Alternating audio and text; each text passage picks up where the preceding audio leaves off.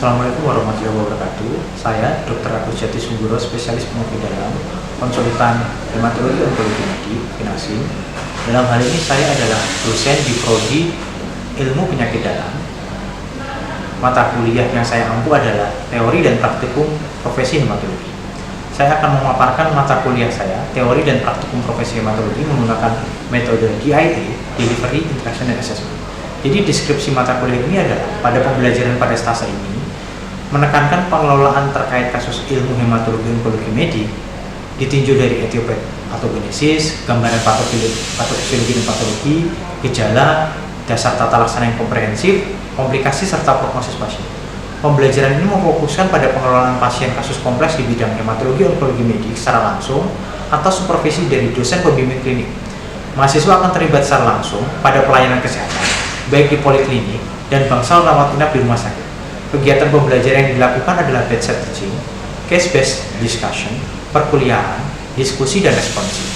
Kemampuan yang diharapkan kepada mahasiswa antara lain menjalankan tugas dengan menjunjung tinggi asas kualitas, kepatuhan, integritas, kejujuran, menempatkan kepentingan pasien di atas kepentingan sendiri, kolegalitas, dan menghormati rasa kemanusiaan, berperilaku sesuai etika, keinginan untuk selalu meningkatkan pengetahuan dan keterampilan. Yang kedua adalah menilai, mengkritisi, memperbaiki pengelolaan pasien berdasarkan proses ilmiah dan dasar bukti ilmiah. Yang ketiga adalah melakukan komunikasi dan hubungan antar manusia yang menghasilkan komunikasi dan kerjasama efektif dalam tata laksana pasien dengan menyertakan pasien, keluarga, dan dokter keahlian lain dalam tim tersebut, serta membangun komunikasi yang baik sesama profesi. Yang keempat adalah mengelola informasi berdasarkan proses ilmiah dan dasar bukti ilmiah. Yang kelima adalah mengintegrasikan ilmu biomedik, epidemiologi klinik, nutrisi, farmakologi klinik, ilmu sosial dan perilaku yang sudah established dan sedang berkembang, serta aplikasinya dalam pelayanan pasien. Yang keenam adalah memberikan pelayanan pasien yang memuaskan, tepat, efektif untuk mengatasi masalah kesehatan dan promosi kesehatan di bidang ilmu penyakit dalam. Yang ketujuh adalah bersikap peka dan tanggap terhadap epidemiologi penyakit dan masalah kesehatan, sistem kesehatan nasional maupun sistem pelayanan di pusat-pusat kesehatan setempat. Materi pembelajaran ini ada 5. Yang pertama adalah limfoma non-Hodgkin dan Hodgkin. Yang kedua adalah leukemia akut dan kronik. Yang ketiga adalah myeloma multiple. Yang keempat adalah limfadenopati. Yang kelima adalah limfadenitis. Sistem pembelajaran, metode perkuliahan pada pembelajaran ini memfokuskan pada pengelolaan pasien kasus kompleks di bidang hematologi onkologi medik secara langsung atas supervisi dosen pembimbing klinik. Mahasiswa akan terlibat langsung pada pelayanan kesehatan baik di poliklinik dan bangsal rawat inap rumah sakit. Kegiatan pembelajaran dilakukan secara bedside teaching, case-based discussion, perkuliahan, diskusi, dan responsif. Metode pembelajaran bisa melalui pembelajaran tatap muka luring dan pembelajaran daring atau online. Interaksi antara dosen dan mahasiswa yang pertama adalah akademik, meliputi kegiatan perkuliahan, praktikum, bimbingan skripsi, seminar, dan ujian. Dan kegiatan non-akademik terlibat dalam penelitian bersama, pengabdian masyarakat, kegiatan kemahasiswaan, dan organisasi kampus. Yang ketiga adalah komunikasi melalui tatap muka, email, forum diskusi online, atau aplikasi pesan instan. Sistem penilaian mata kuliah terdiri dari 3. Yang pertama adalah aktivitas partisipatif, yaitu case method 25%, hasil proyek yaitu team based project 25%, dan pemberian tugas 50%. Terima kasih. Assalamualaikum warahmatullahi wabarakatuh. Assalamualaikum warahmatullahi wabarakatuh. Teman-teman presiden penyakit dalam tahap 1 dan tahap 2. Saya Dr. Agus Jati Sunggoro, spesialis penyakit dalam konsultan hematologi onkologi medik. Hari ini saya akan memberikan kuliah tentang hematologi panas. Ada 3 topik dalam hal ini: non-Hodgkin lymphoma, Hodgkin lymphoma, dan multiple myeloma. Jadi teman-teman semua, hematologi malignancy ini adalah salah satu keganasan yang sering terjadi, dan kita akan bahas lebih lanjut di dalam topik-topik kuliah ini. Ini adalah salah satu topik kuliah yang akan saya berikan. Nanti akan ada topik kuliah yang lain tentang keganasan hematologi lain dan solid malignancy. Nah, stase di dalam hematologi onkologi medis itu 2 bulan. Dalam 2 bulan itu teman-teman akan dalam hal ini dapat teori, kemudian pelajaran ke bangsal dan pelayanan poliklinik. Nanti akan ada CBD, dan dalam hal ini ada presentasi kasus dan ada presentasi jurnal. Oke, baik.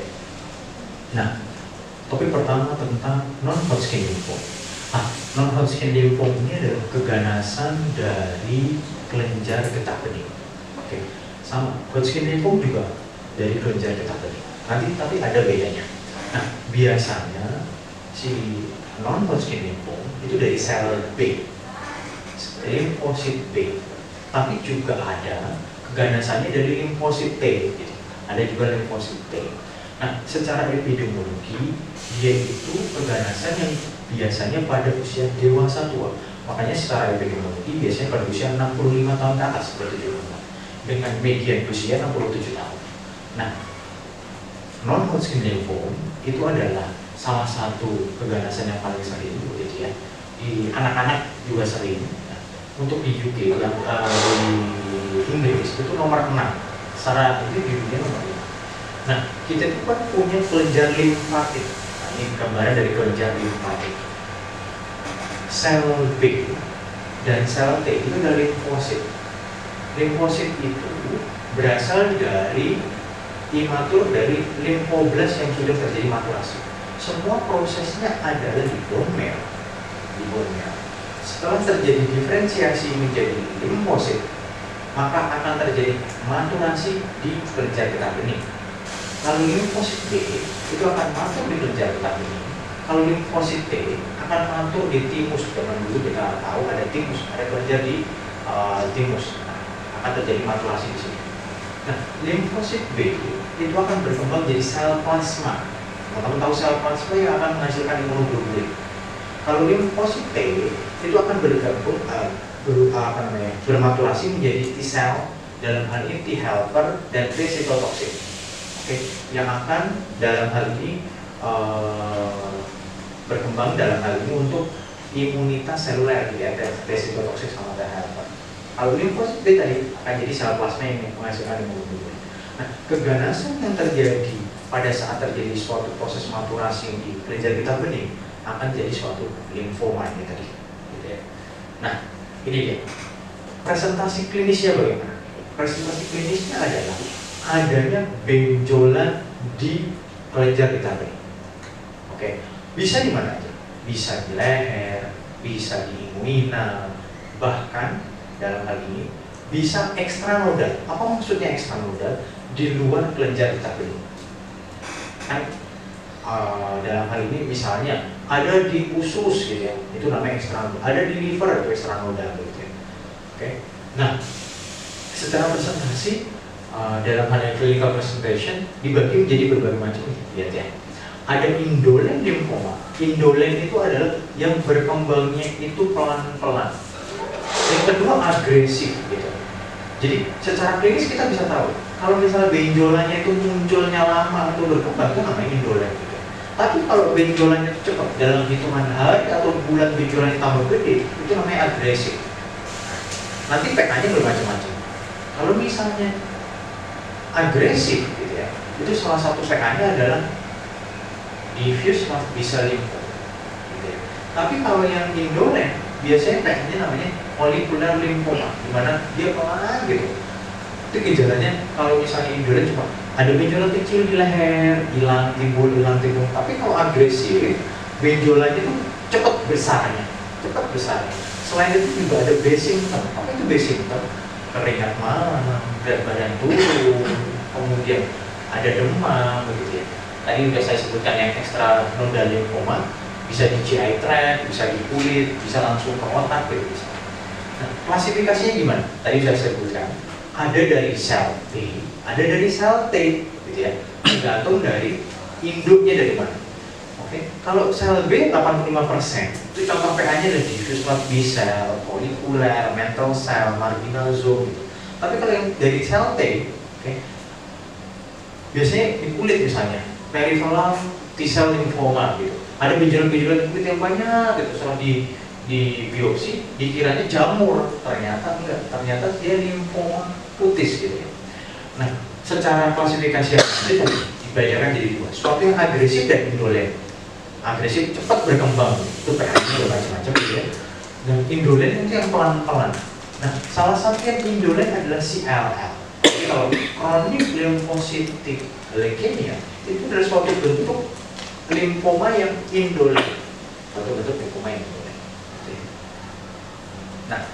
gimana kita? Kita harus anamnesis, pemeriksaan fisik, gimana durasinya, kemudian ada gejala-gejala konstitusional enggak, faktor resikonya gimana gitu.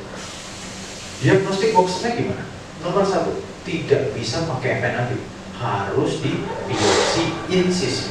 Setelah di biopsi insisi, dievaluasi dalam hal ini eksisi biopsi begitu berstandar, kemudian dilakukan imunohistokimia IHC, dicek CD20, CD3, BCL2, BCL6 untuk mengetahui jenis tipenya.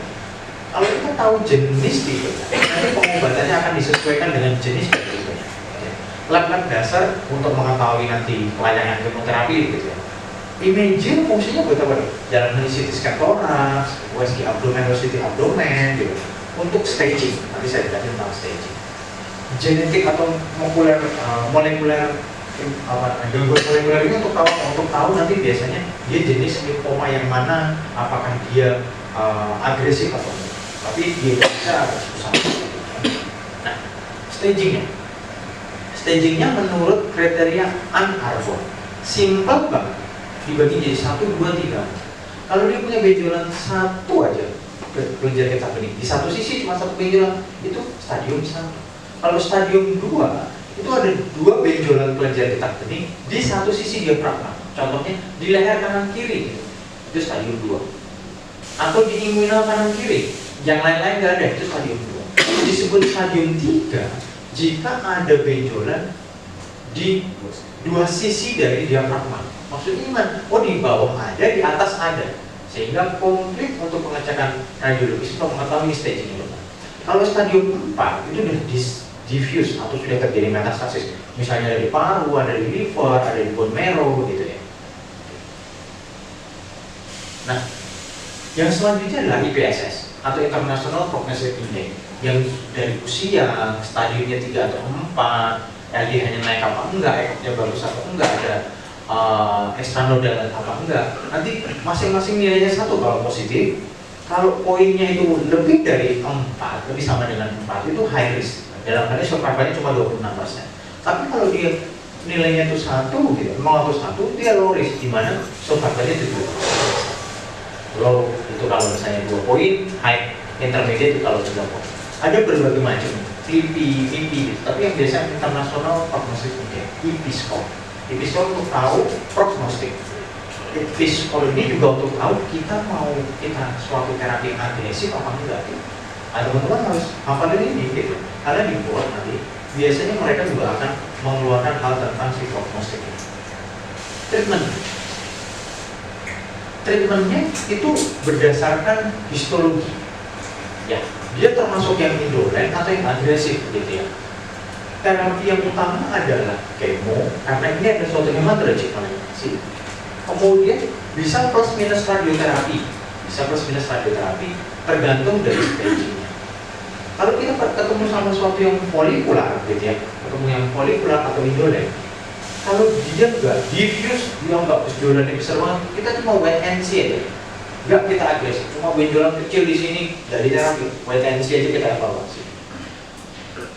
Kalau memang dia sangat mengganggu, benjolan yang besar, atau ada suatu misalnya, oh dia jadi anemia, dia jadi trombositopenia, ada suatu pelayanan hematologi karena si NHL-nya, kita harus kemo, rituximab gitu kalau CD20-nya positif, plus kemo dasarnya NHL. Kemo dasar NHL adalah CHOP. Apa itu C? Ciprofosfamid.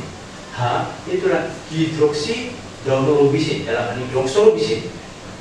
O itu onfovin, nama paten dari vincristine. P itu prednison. Jadi CHOP, cyclodoxo, vincristine, prednison, plus rituximab. Kalau ada suatu orang-orang yang kita butuh ini bisa kita berikan maintenance untuk rituximab. Nah, kalau kita ketemu sama yang agresif gimana dong? Contohnya misalnya GLBCL contohnya. Kita harus kasih FCHOP6 cycle gitu. FCHOP6 cycle. Kalau misalnya di dalam 6 cycle masih belum bersih, kita bisa tambahkan radioterapi di situ. Gitu ya. Kalau misalnya kita ketemu sama yang hybrid, ada suatu BCL2 dan BCL6 positif atau double hit lymphoma, itu kita harus lebih agresif dengan regimen yang lebih banyak gitu ya. Di EPOC gitu. Atau T-cell gimana dok? Kalau di sel karena dia CD20 nya nggak positif, kita nggak tambahin rituximab, kemo dasar CHOP, kemo dasar CHOP atau CHO. Oke. Nah, kalau misalnya terjadi relapse, kita bisa pilih dua hal, kemoterapi second line atau kita lakukan transplant sum-sum tulang. Jadi kalau second line-nya suatu keganasan lymphoma harus dipikirkan tadi. Kalau asimptomatik hanya wait and see di sisi sana.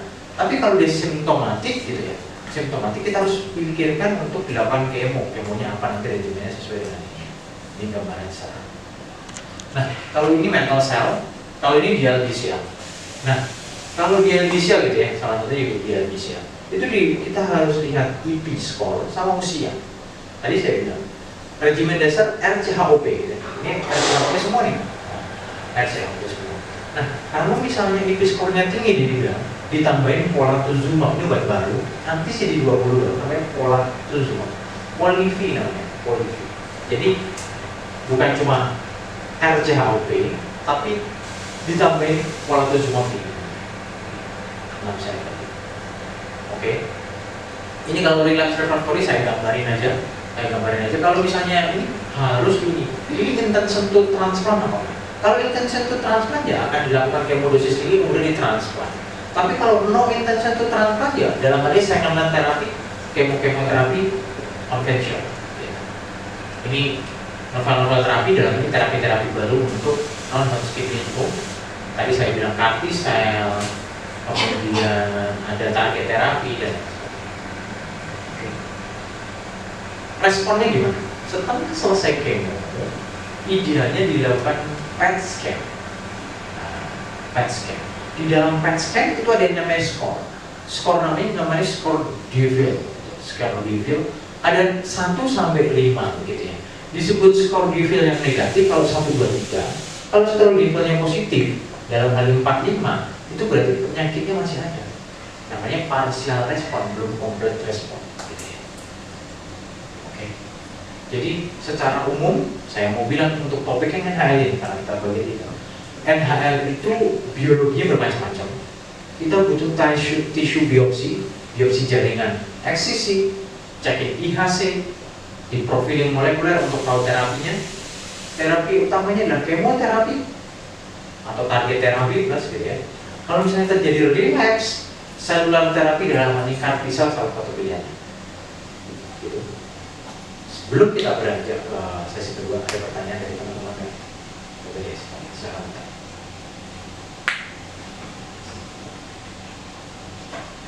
Jangan keluar pertanyaan. Luar pertanyaan di luar.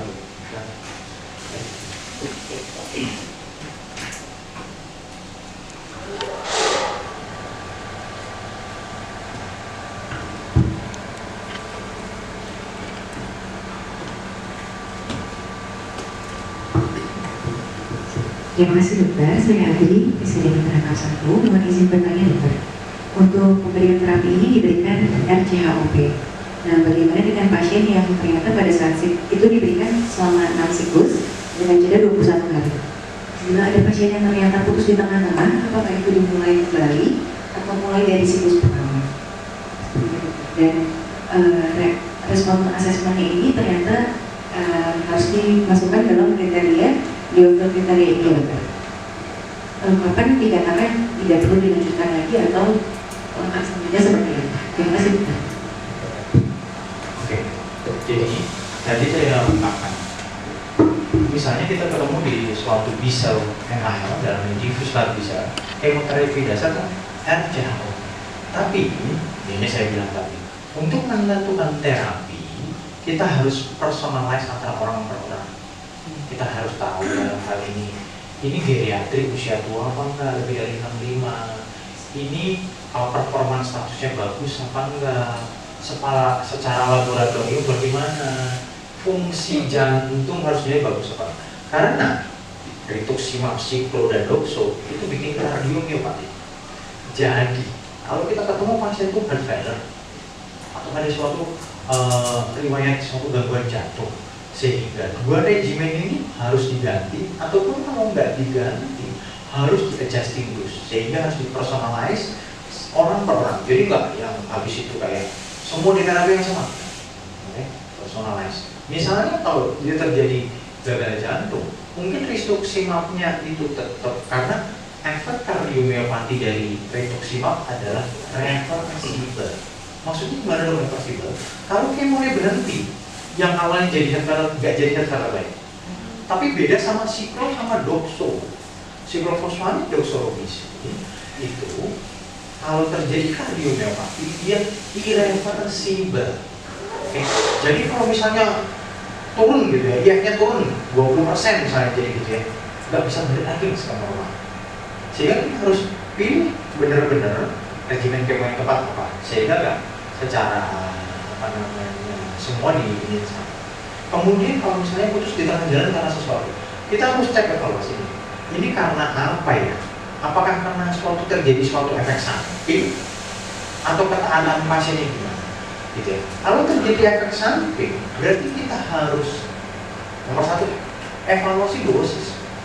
Karena kalau lebih terjadi suatu efek samping yang lebih dari grade 2 atau grade 3, kita harus turunkan dosis atau omit. Omit apa? Ngilangin si regimen yang mengakibatkan efek samping itu.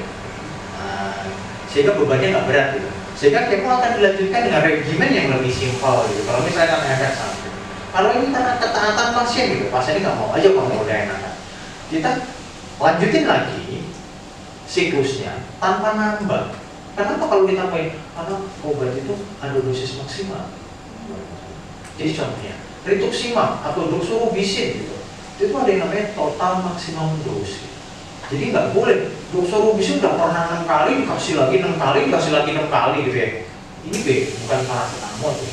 Paracetamol bisa dikonsumsi dosis. Tapi kalau obat-obatan kemo ada yang namanya total maksimal dosis pada pasien. Kalau maksimal dosis pada pasien itu terlewati, efek samping itu. Jadi kita harus nggak boleh nambahin secara ini. Total maksimum dosisnya udah tercapai belum? Nanti akan dianalisis orang per orang. Idealnya memang di PET CT agar bisa tahu kriteria dulu. Tapi pada center-center yang nggak bisa untuk PET CT, CT scan sudah cukup sebenarnya. Cuma memang karena nggak ada tangkapan FDG gitu ya. Jadi kita hanya bisa evaluasi secara radiologis. Oh ada benjolan, tapi kita nggak tahu nih benjolannya aktif apa enggak. Jadi kadang masih ada masanya benjol, tapi nggak aktif. Nah itu pentingnya PET CT untuk tahu dia masih secara ini aktif apa enggak, aktif apa enggak. Oke gitu, terima kasih. Silakan kalau ada pertanyaan lagi.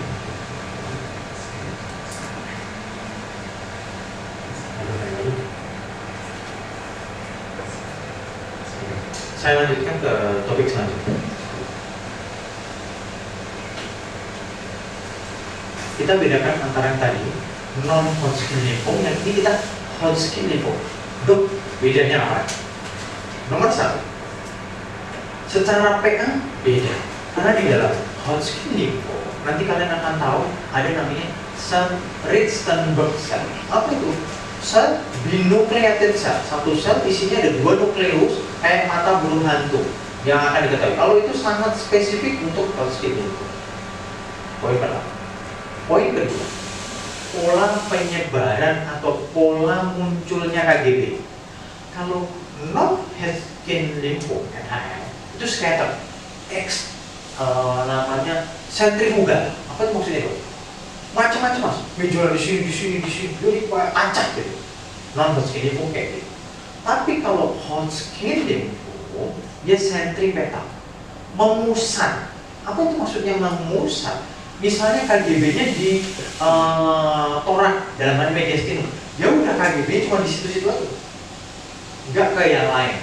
Itu kalau si Hodgkin lymphoma. Jadi sebenarnya kita bisa menganalisis kira-kira ini Hodgkin atau non Hodgkin, walaupun memang secara biologi kita harus biopsi sih. Nah ini hampir sama, tapi bedanya ya, angka kesembuhannya lebih tinggi. Jadi kurabilitas. Kalau kita kemo, tingkat kurabilitasnya lebih tinggi yang Hodgkin. Hodgkin ini lebih tinggi curable. Kalau di kemo 80 sampai hampir nearly 90% respon dengan baik. Tapi kalau Hodgkin, itu enggak. 60% aja yang akan respon dengan baik. Ini epidemiologi. Dia itu bimodal. Apa itu bimodal? Kalau dibikin grafik gitu ya, titik tinggi epidemiologisnya itu ada dua, di usia muda dan di usia tua. Nih, di antara 20 sampai 40 tahun, peak yang lain di atas 55. Jadi di usia muda dan di usia tua ada dua titik gitu. Jadi kalau tadi non Hodgkin biasa usia tua, kalau Hodgkin ini bisa muda bisa tua. Banyak pada laki-laki. Ini 10% dari kasus limfoma. Klinisnya gimana? Benjolan, nggak nyeri, ada base symptom, dan badan turun, keringat malam, demam gitu ya. Kadang-kadang gatal-gatal. Nah, nggak spesifik tapi jarang. Jadi kalau dia minum alkohol, nyeri KGB-nya. Jadi alkohol induced pain gitu. Nah, klasifikasinya jadi dua. Classical Hodgkin lymphoma 95%, itu classical Hodgkin lymphoma. Yang kedua adalah Hodgkin lymphoma yang tipe nodular lymphocyte predominant, gitu ya. Nodular lymphocyte predominant. Ini gambarnya Red-Steinberg cell yang ini. Ada dua sel, binucleated cell. Jadi kalau dia lakukan biopsi eksisi, kemudian dilihat PA, dia ada sel dua itu. Ini namanya Red-Steinberg cell. Ya, dia khas banget. Okay. Kita harus cek IHC untuk menentukan dia ke arah classical Hodgkin lymphoma atau nodular lymphocyte predominant, gitu ya. Nodular lymphocyte predominant. Kalau misalnya CD 30 positif, CD 20-nya negatif, biasanya CHA. Tapi kalau CD 20-nya positif, tapi mungkin dia Hodgkin lymphoma yang tipenya nodular lymphocyte predominant. Workup-nya gimana? Eksisi biopsi, lab dasar gitu ya. Oh iya, saya lupa tadi saya ungkapkan di awal. Salah satu lab yang memenuhi prognostik dan kita bisa mengetahui dia relapse apa enggak itu LDH, lactate dehydrogenase. Jadi kalau mau for relapse gitu, makanya di sini LDH dicek. Imaging atau PET CT untuk staging. Pada advanced disease wajib di BMP, wajib di BMP. Boleh nggak dong nggak di BMP? BMP untuk melihat apa? Keterlibatan bone marrow. Pada saat terjadi keterlibatan bone marrow dia stage-nya 4 gitu. Boleh nggak dong nggak di BMP? Boleh, tapi di PET scan. PET scan menggantikan BMP. Kalau misalnya PET scan-nya terjadi suatu hal di bone marrow akan kelihatan. Gitu. Oke. Ini gambaran tadi. Di PET scan lebih disukai, walaupun kalau nggak bisa ya CT scan saja. Bone marrow biopsi nggak rutin dilakukan karena sekarang udah ada PET scan. Ya. Ann Arbor sama seperti tadi, stage 1, 2, 3, 4 gitu ya. Nah,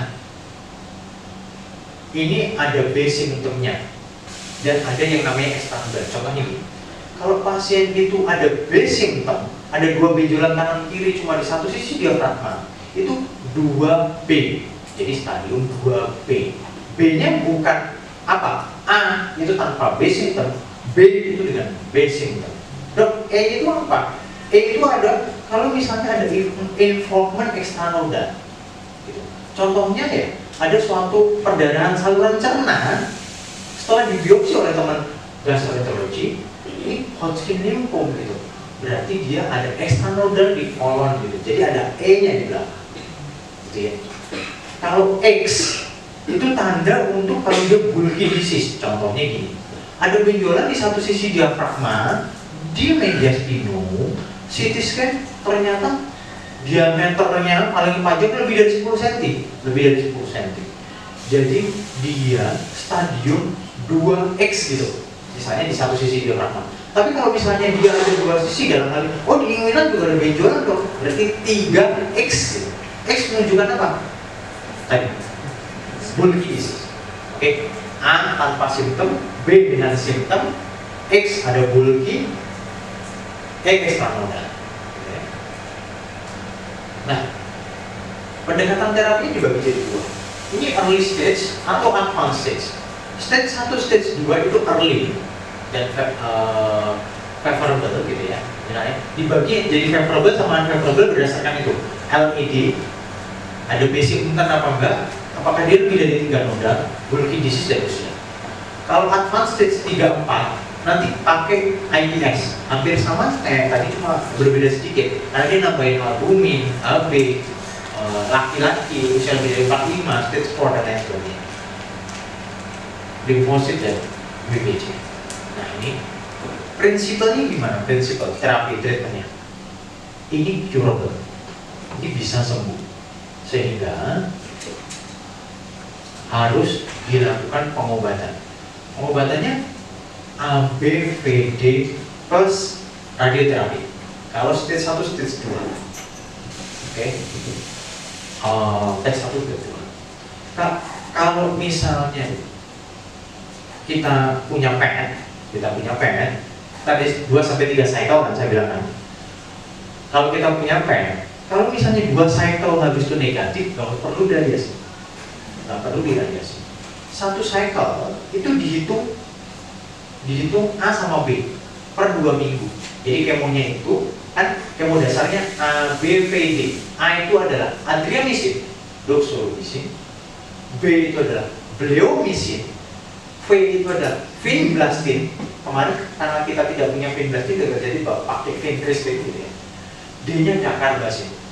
Doxo, bleo, vinblastine, dacarbazine. Kemonya di hari 1 sama hari ke 15, 2, jaraknya 2 minggu. Itu dihitung 1. Saya dalam protokol saya tulisnya satunya gitu. Jadi kalau dia itu dibilangnya 2, itu sebenarnya 4 kali pemberian obat. Kalau disebutnya 3 cycle berarti 6 kali pemberian obat. Karena ada hari 1, hari 15. Oke. Kalau early stage unfavorable itu ABVD-nya 4 cycle, dikasih 8 kali pengobatan 4 cycle, atau dikasih biako. Loh kalau misalnya dia stage 3, stage 4 gimana? Buat standarnya ABVD 6 kali. Kalau 6 kali berarti dikasih 12 kali, 12 kali cycle. Atau kalau misalnya dia bulky pakai biako. Nah, di sini ini pentingnya PET scan. Jadi kalau kita dapat 2 kali cycle, kayak yang ini kalau early stage kita dapat 2 kali cycle, atau dapat di advanced stage kita dapat 2 kali cycle, atau 4 kali pemberian kemo, idealnya di PET scan. Pada saat di PET scan itu masih banyak, kita harus ekskalasi. Ekskalasi itu apa? Kasih obat kemo yang lebih kuat, dalam hal ini ganti ke BHO. Nah, kalau pada advance, gitu ya. Berdasarkan apa dok? PET scan-nya ini diuji lagi. Kalau dia positif, berarti kita harus ekskalasi. Jadi 2 cycle PET scan. PET scan-nya diujinya gimana? Oh, diujinya positif gitu ya. Kita harus ekskalasi. Nih, consider intensification. Kalau 1-3 itu udah complete metabolic response. Kalau udah selesai cycle kan dievaluasi, oh ini complete respon, oh ini partial respon. Kalau dia relapse gimana? Relapse itu kambuh. Oke, saya bilang tadi kesembuhannya, cure-nya 80-90%. Tapi pada beberapa saat akan kambuh. Nah, kalau kambuh gimana dok? Utamanya adalah stem cell transplantation, transplant sum-sum tulang. Kalau nggak ada transplant sum-sum tulang gimana dok? Ada 2 opsi. Kita kasih obat baru namanya brentuximab vedotin adcentris, atau imunoterapi nivolumab atau pembro, atau cartisel gitu ya. Ini masih dalam rangka penelitian. Kalau itu nggak ada, baru kemo biasa, AIS atau DHAP. Nah, ada 2 hal yang harus kita ingat. Hodgkin atau non-Hodgkin tadi biasanya berhubungan sama imunokompromis HIV. Jadi kita harus cek HIV-nya. Kalau misalnya positif, kita harus kasih ARV, antiretroviral. Kalau tua dosisnya harus di-adjustment. Kalau tua dosisnya harus di-adjustment. long term follow-up, tadi saya bilang, relapse biasanya pada 2-3 tahun pertama, gitu ya. Kita harus evaluasi serial, ronsen, USG abdomen, atau kalau bisa PET scan.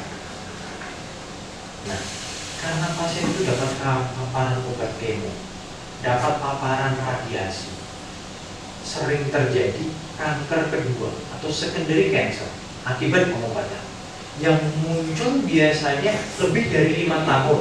Contoh, ini pasien usia 25 tahun, Hodgkin lymphoma, di usia 30 karena kanker payudara atau kanker paru. Karena tadi paparan radiasi sama obat kemo. Jadi kita harus evaluasi breast, lung, tiroid. Yang kenapa sih itu? Karena kadang-kadang kena sinar nih si tiroidnya, sehingga bisa terjadi secondary cancer. Cardiopulmonary toxicity apa itu? Doxo itu kardiotoksik, pneumisin itu bikin gangguan paru, gangguan paru. Nah, radioterapi juga bisa gangguan paru, gangguan jantung. Jadi harus dievaluasi hal tersebut. Fertility preservation, karena kita bisa ketemu pada usia muda. Misalnya laki-laki usia muda 30 tahun masih produktif, kita harus bilang bahwa obat kemo kita menyebabkan infertil, sehingga kita harus melakukan preservasi fertilitas. Kalau pada laki-laki preservasi fertilitasnya adalah donor sperma disimpan, kalau pada perempuan sel telurnya disimpan atau oositnya disimpan, gitu ya, preservasi fertilitas. Kalau pada perempuan kita bisa pakai, kalau misalnya nggak punya dana karena nyimpan di suatu tempat bank kayak gitu, itu mahal ya, karena nanti ada biaya bulanan gitu kan ya, biaya bulanan. Kita bisa kasih GRH analog, dalam hal ini Zoladex, obat buat breast cancer. Dia untuk apa? Dia untuk menekan ovarium. Jadi disuntikin program untuk menekan ovarium agar nggak match. Walaupun nggak 100% terlindungi ovarium itu, tapi lumayan 60-80% akan melindungi. Ya. Jadi kita harus discuss, kemudian kita rujuk ke konsultan urusin fertilitas. Surveillance ini cek lab tiap 3-6 bulan. Ini prognosisnya. Kalau early stage bagus, 90% cure. Kalau advanced 70-80% cure. Kalau relapse kita bisa salvage pakai ASCT atau hematologic stem. Kalau relapse gimana? Kalau relapse refractory ada obat-obat baru, dan anti-sel. Obat-obat baru dalam hal ini monoclonal antibody dan obat protection inhibitor yang baru yaitu carfilzomib atau ixazomib. Nomor selanjutnya kita harus kasih supportive care. Apa itu supportive care? Bone agent, karena terjadi untuk menurunkan resiko fraktur kita harus kasih bone agent bisfosfonat atau denosumab.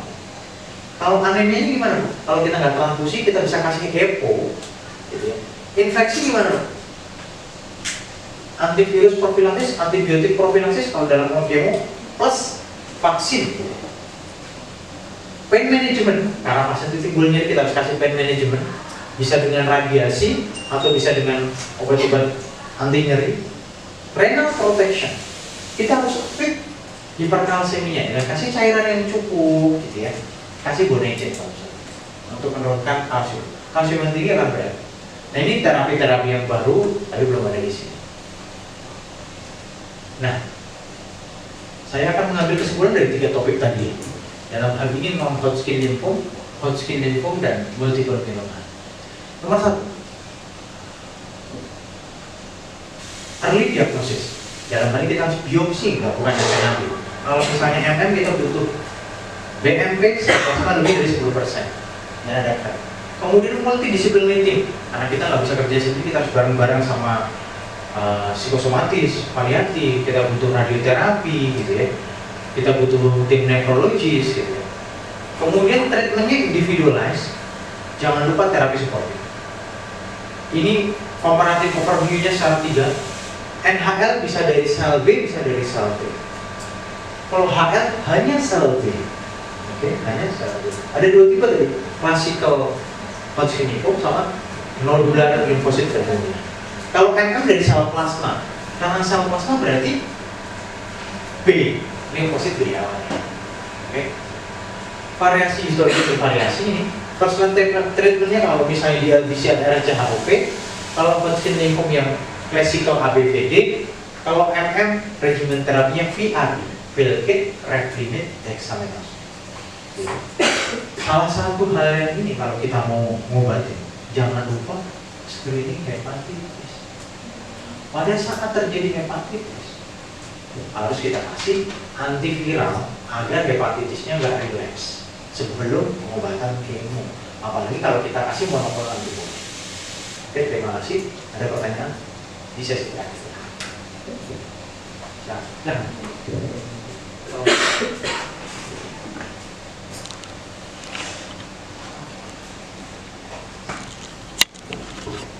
Kemudian bertanya, saya dari kesehatan 1 masih bertanya pada disebutkan bahwa perkembangan dari MM berawal dari MGUS kemudian smoldering multiple myeloma menjadi MM.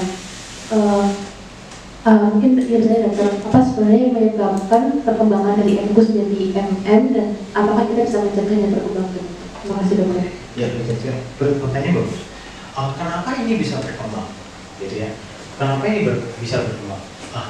Suatu sel, misalnya ini dari sel normal jadi sel kanker. Intinya ya, kalau kita itu punya sel normal, harusnya kan antara mitosis sama apoptosis itu seimbang, sehingga jumlah selnya nggak banyak ya kalau di sel lain. Tapi pada kanker itu terjadi suatu mutasi di mana mitosisnya nambah, apoptosisnya nggak mati-mati, atau nggak terjadi penuaan sel, sehingga nggak terjadi apoptosis. Apa kunci dari hal itu? Mutasi. Ada mutasi di gen tertentu yang menyebabkan proliferasinya nambah, terus apoptosisnya turun. Gitu. Nah, untuk hal tersebut pada MM gitu ya. Misalnya, dok kita boleh nggak sih terapi? Kalau pasien itu masih MGUS, kita boleh nggak sih terapi gitu? Biar nggak kembang jadi MM. Sedang dalam penelitian bahwa sebenarnya pendekatan yang lama adalah yang diterapi itu kalau udah MM gitu. Karena kita pengen mencegah, sekarang ada clinical trial di mana sebelum terjadi MM itu udah dikasih terapi. Dalam hal ini MGUS dan smoldering myeloma dikasih terapi, baik itu bortezomib atau lenalidomid untuk men-treat agar tidak terjadi MM. Hasilnya masih nunggu, apakah nanti signifikan apa enggak? Suatu terapi untuk bisa diaplikasikan harus ada clinical phase 3, clinical trial phase 3 yang membuktikan bahwa nomor 1, manfaat, efikasinya bagus, nomor 2, efek samping. Pada saat manfaatnya bagus, efek sampingnya tinggi, nggak akan diterima oleh BPOM kita berarti. Jadi harus ada penelitian yang ini. Jadi ini masih ongoing. Nanti kalau misalnya di dalam tahun-tahun ini mungkin keluar, kalau misalnya ada rekomendasi yang ini, mungkin akan ada rekomendasi pengobatan buat MGUS yang smoldering gitu. Silakan kalau ada pertanyaan.